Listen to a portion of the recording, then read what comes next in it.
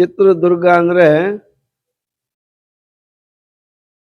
ಅದರ ಚರಿತ್ರೆಯನ್ನ ಮೊದಲು ನಾಗರ ಹಾವು ಚಿತ್ರದ ಮೂಲಕ ಹೆಚ್ಚು ಪ್ರಚಲಿತವಾಗಿ ಬೆಳಕಿಗೆ ಬಂದಂಥ ಒಂದು ನಮ್ಮ ಉಕ್ಕಿನ ಕೋಟೆ ಚಿತ್ರದುರ್ಗದ ಕೋಟೆ.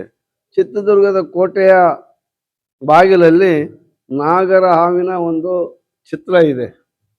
ಈಗ ನಮ್ಮ